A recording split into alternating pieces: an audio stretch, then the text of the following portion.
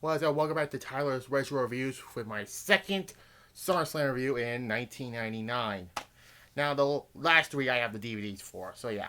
Um, I said this before. This SummerSlam was a middle of the road show. I mean, it was okay, but 99 was.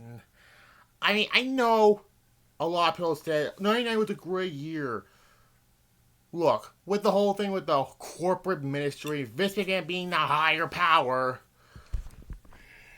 I'll talk about when I do King of the Ring 99, whenever I do that is.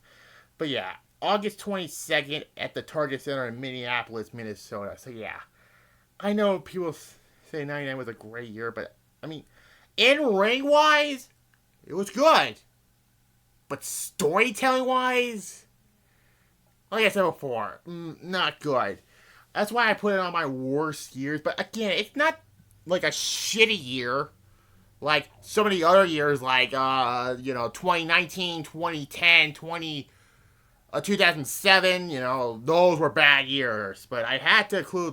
I had to switch between 99 or 2001 because of the invasion angle. But again, in ring wise in 2001 was good, but storytelling wise, but that whole fucking invasion angle was awful. But anyways, I'm rambling on. The next two are 2000 and 2005, so you already know to get done with my SummerSlam reviews for 2023.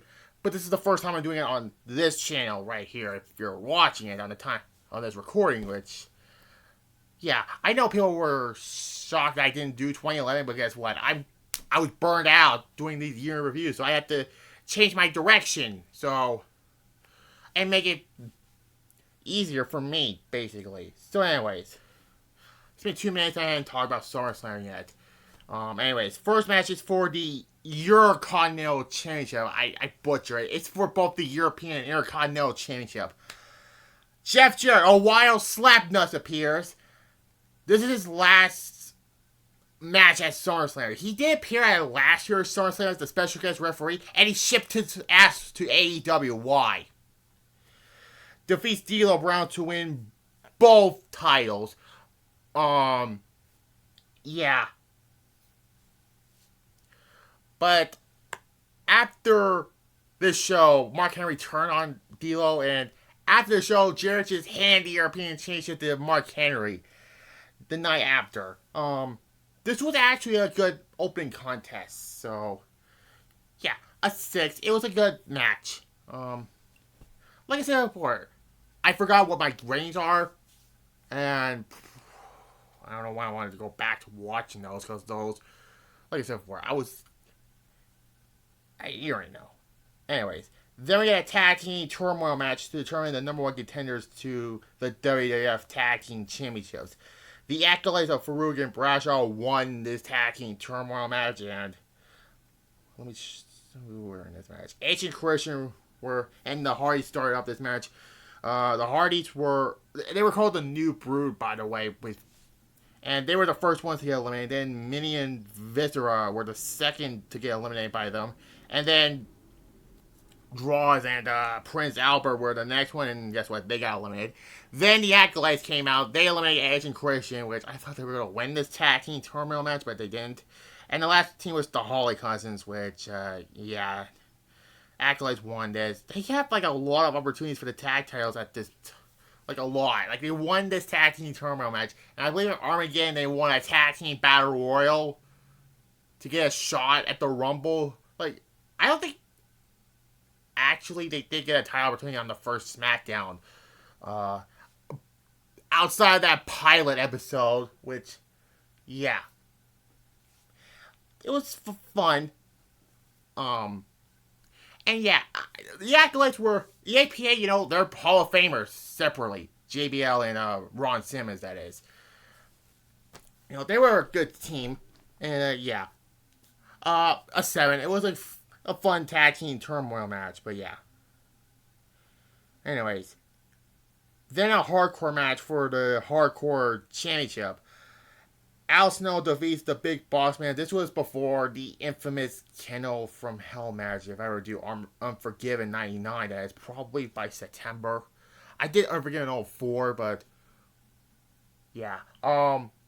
Also, this was the pay-per-view debut of Chris Jericho because he left WCW. Ever since that sort of feud with Goldberg, they get a proper feud in 2003. If I do Bad Blood 2003, because 20 years after that. But yeah.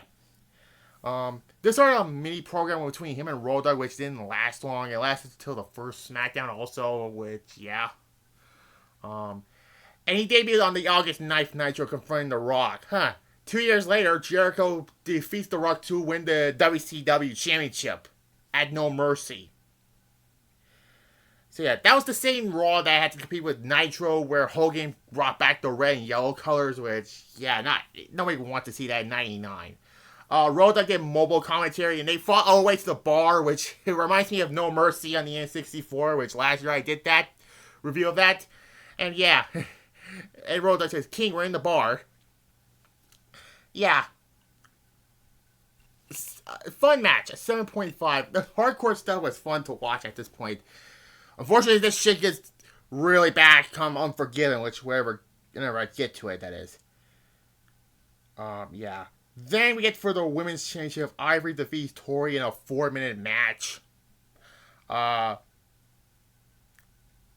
Yeah, I'm just giving this a 2, being generous, because they give them a little bit of time, but not that much, because this was before 2016, actually, this was before Trish and Leah became the big stars of the women's division, and then it went back downhill until Charlotte and Becky Lynch made it famous again, and Asuka, I'll probably give her that, and yeah.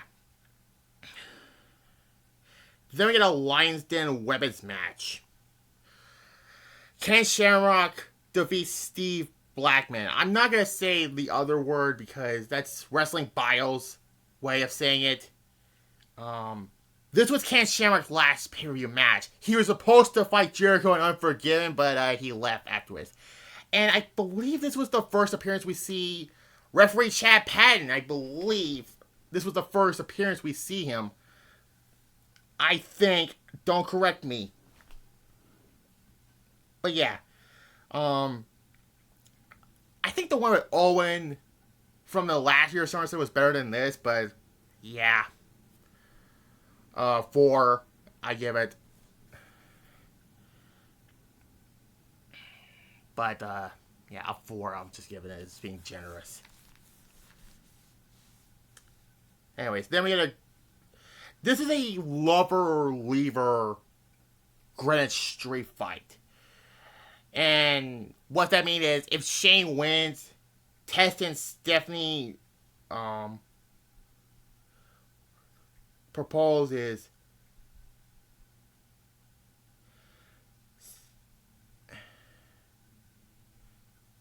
will not happen, but Test won, and yeah, that marriage didn't went well because Triple H was the one who married Stephanie in kayfabe terms until 2003, when they got married for real, and 20 years later, they're still together.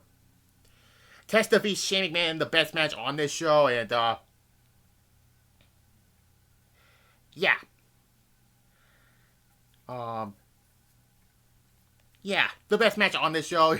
The Mean Street Posse were wearing an arm brace, a neck brace, and an ankle brace, which is funny. And yeah. The best match on the show, an 8.5, and yeah, great match. Anyways, then we get for the WWF Tag Team Championships. Now here they were, Wikipedia refers to it as the unholy alliance between Big Show and The Undertaker, but I don't think the commentators never referred to them as the unholy alliance. Let me check here. No, they didn't refer to them as the unholy alliance. Defeats Kane and X-Pac to win the Tag Team Championships. Decent match. But Undertaker at this point was really not in good shape. And this is 1999, keep in mind. I mean, he was dealing with injuries at this point.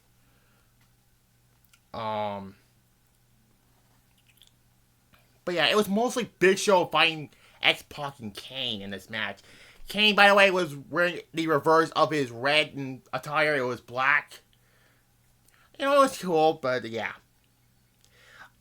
Undertaker would not appear at Unforgiven, by the way. He'll be gone. Return of Judgment as the American Badass, and yeah, it was a good, decent match. A 6 out of 10. It was, yeah. And then we get a kiss my ass match between The Rock defeating Billy Gunn. Why is The Rock being wasted away with Billy Gunn? That's like if you took AJ Styles and wasted him away with Austin Theory. Which is kind of a coincidence that we get the famous God promo, and I'm going to use this little toy microphone. I have this for a long time, and I have to do this. And it's The Rock's, he cut this promo on Sunday Night Heat, and he said, and Billy, he's voicing, "Oh dear God, you see, my name's Billy, and I just won King of the Ring. But there's one problem. Everybody still thinks that I absolutely suck." And this is the best part. And God himself said this, "Bob, but my name's Billy. It doesn't matter what your name is." Hilarious.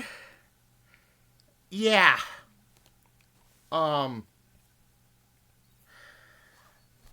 Yeah, Billy Gunn is a main eventer, yeah. No wonder why Edge in 2001 said he would not Billy Gunn his King of the Ring win. Which I hope to God Damian Priest does not Austin Theory his Money to Bank cash in. Yeah, you get that reference, I get. Yeah, it's like, what am I trying to say? I compare Austin Theory's Money to Bank victory last year to Billy Gunn winning the King of the Ring in 1999. That's probably why.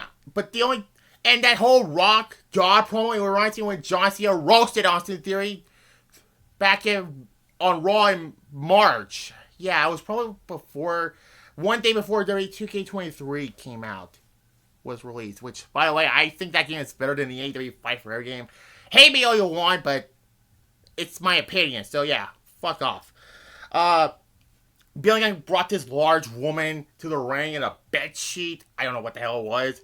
And saying, The Rock's not gonna kiss his ass, he's gonna kiss her ass. But yeah, it did not went well. And The Rock basically shoved Billy Gunn's face in that large woman's ass, as Jim Ross would say. Not Michael Cole, Jim Ross would say. Which is hilarious. It reminds me when 2 years later when The Rock shoved Vince's face in Rikishi's big ass. And yeah. It was okay. 5 out of 10. Rock by the following year will be the main event of SummerSlam, which, yeah. Yeah, that's all I have to say. This was an okay match. And then we get the main event, a triple threat match for the WWF Championship with Jesse Ventura as the special guest referee because he was the governor of Minnesota at that point. Mankind defeats Stone Cold Steve Austin and Triple H to win the WWF Championship. I know a lot of people say Triple H should have won on this night, but here's my problem. But here's why. By the way, the whole build up to his win. Triple H won the number one contenders match at Fully Loaded in the prior month. Then he lost it to China, which there was a point they were going to give the WWF Championship to China, which they scratched that, and they went to the triple threat route after Triple H and Mankind double pinned each other, and Michaels and Shane McMahon raised their hands, and yeah, that was weird. This led to the triple threat match. I think they don't want the fans to leave unhappy because if Jesse raised the bad guy's hand with the title, that being Triple H, that's probably the reason why Mankind won the match. It doesn't matter anyways, because the following night on Raw, Triple H won the title. And then Vince won the title a few weeks after SummerSlam. But yeah. Weird ass way to not have Triple H win the title here. Now, granted, Triple H after the match was 6.5. It was a decent triple threat match, but I've seen better triple threat matches between Triple H, Benoit, and Michaels from WrestleMania 20, or Rock, Angle, and Taker at Vengeance 2002, but this was not one of the best Triple Threat matches. And you think 3 are Hall of Famers. But Choice got his heat back after the match by destroying Austin's leg. His leg with a chair. So, yeah. Whatever. This show was okay. 5.5 out of 10. I think I give this. I don't remember. A 5.5 I give it here. Next time we're going to take a look at 2000 SummerSlam next week. So yeah. Like this, comment, and subscribe to this channel. And tomorrow I'll do my SmackDown review live. And my main channel also. So yeah. So tomorrow I'll do my SmackDown review live. Tomorrow on my main channel. So yeah. Like this, comment, and subscribe to both my channels. Bye.